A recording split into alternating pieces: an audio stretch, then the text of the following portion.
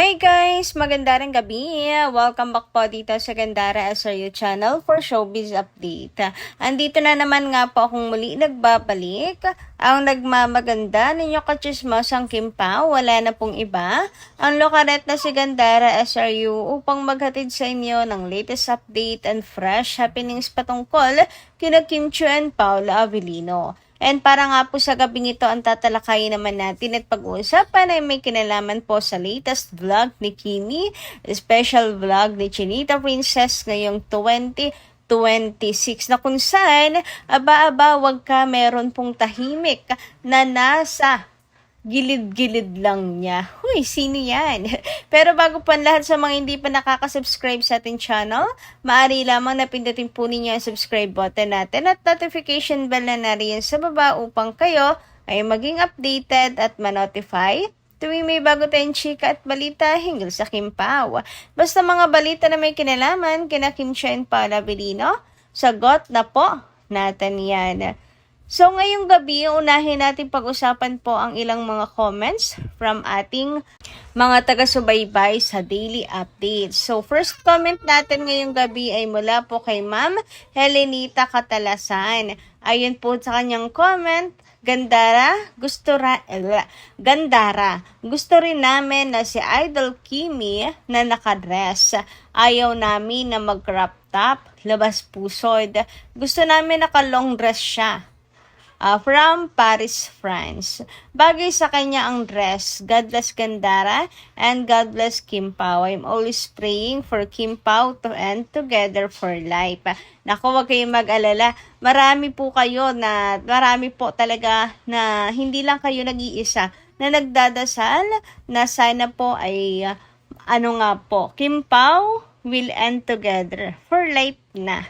'Di ba? For lifetime. Hindi lang ngayon, but for lifetime. Anyway, about sa nakadress kay Chinita Princess. So, last week, talagang mula po 2026, si Kimi, napapansin ng mga fans na lagi siyang nakadress. And di ka natutuwa yun ng mga fans talaga. Bagay talaga kay Chinita Princess. Sobrang elegant talaga po niya and classy tingnan. At the same time, para sa mga senior, a decent look of Chinita Princess. Anyway, maraming salamat po sa komento, Ma'am Helenita Catalasan. God bless po kayo at ingat palagi. Samantala, dumako naman tayo sa comment kayo ni Ma'am Dina La Fortesa. Ang sabi niya dito sa kanyang comment, ha, okay lang yan Gandara. Sana dami projects Kim Pao para maraming promo ang Kim Pao. Maraming fan service na very sweet actions. And yes, alam niyo balita nga natin, magiging maganda po ang taon ngayon para sa Kim Pao. More projects po sa kanilang dalawa. At the same time, para na rin sa lagi na lang pong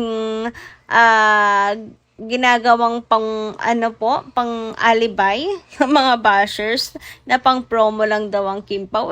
Sige. Pang promo, diba? So gusto namin yan, araw-araw promo ang Kim Pao para lagi namin silang nakikita na very six at maraming fan service. So okay lang yan, wala na kayong mababato sa amin na ikaiinis namin. Katunayan, ikinatutuwa nga namin yung mga rant ninyo at pangbabatikos.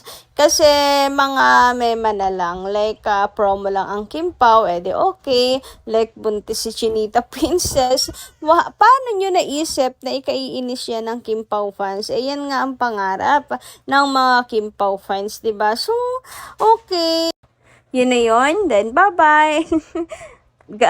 Better luck next time sa pang-iinis. Charot lang. Anyway, dumako naman tayo sa comment po ni Ma'am Lot and Home Hunter. Sabi niya, Miss Gandara, naglalakihan ang mga mata ng mga bashers na buntis si Kim. Iyak talaga sila.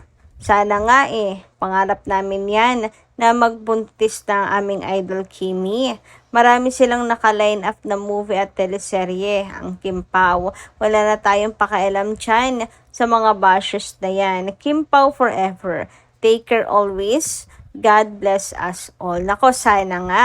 And sana nga ay nanggaling po mismo kina Kim and Paolo na marami pong naka-line up sa kanila na projects like movies and teleserye ngayong mga taon na to upang sa ganon maging happy po ang Kim Pao fans, 'di ba? Ito yung gusto natin ang more projects pa kina Kim and Paolo. Bukod sa sana ay mag-settle down na sila. So hanggat wala pa naman, ayan, sana po ay huwag huminto ang Kim Pao sa pagpapasaya ng mga fans. Pero balita naman nga natin, maraming projects ang darating kina Kim and Paolo. And even Kimi, kita niyo naman sa reactions niya sa kanyang vlog na she's so happy with Kilig pa.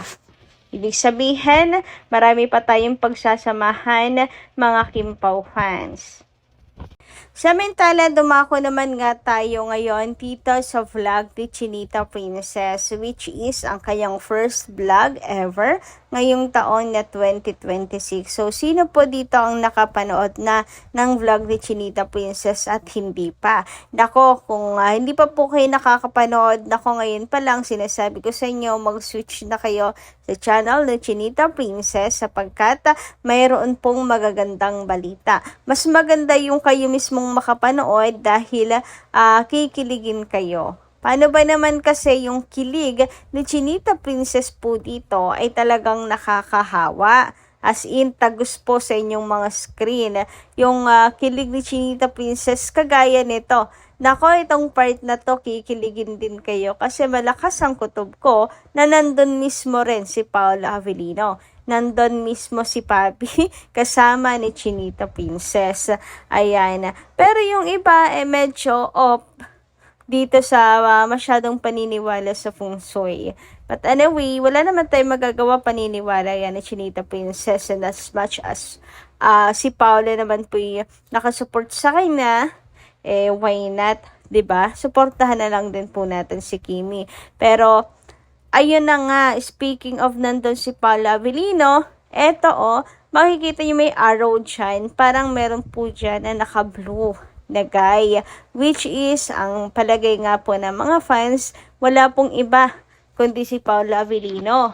Meron pong tahimik na nasa isang gilid lang, na sa silent na nakasuporta kay Chinita Princess. Ayan, di na pinakita sa vlog, sayang naman. Pero malakas po ang kutob ng marami na si Paolo Avellino ito. Nakakatuwa naman kung nandun mismo si Papi Paolo para samahan si Chinita Princess. Pero alam nyo kung ano ang mas maganda? Kung makita po natin sila parehas na nasa isang vlog. Kagaya yung nakarang vlog ni Kimi. Grabe. Yung sa Dubai, sobrang saya talaga ng puso ng mga fans. Lalo na't nakikita natin kung paano sila talaga sa likod ng camera. 'Di ba? And hoping nga raw po more vlogs pa para kina Kim and Paolo. Pero sa ngayon, enjoyin po muna natin ang vlog na to ni Chinita Princess kasi punong-puno rin po ito ng kilig. Yes po, at matutuwa rin kayo sa mga magagandang balita tungkol sa kanilang dalawa. Talagang masasabi mong perfect po sina Kim and Paolo. Kumbaga ay sobra pa sa compatible silang dalawa.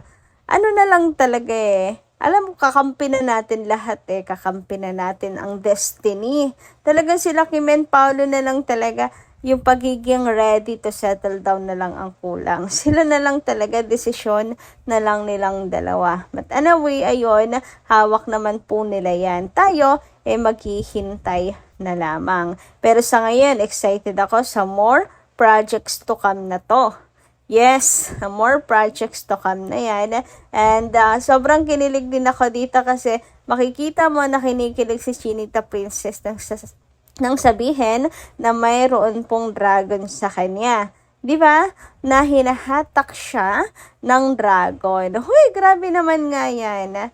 'Di ba? Talagang ang destiny na ang gumagawa ng paraan sa kanilang dalawa. Anyway, enjoy watching the vlog of Chinita Princess, guys. Marami kayong magagandang doon na mapupulot. Magagandang balita, kaya kung nais yung kiligin at matuwa, manood lang po kayo sa vlog ni Chinita Princess. Anyway, hanggang dito lang po muna ang ating update. Maraming salamat po sa inyong pakikinigan. Kita-kits po tayo muli sa mga susunod natin, chika. Maraming pong salamat.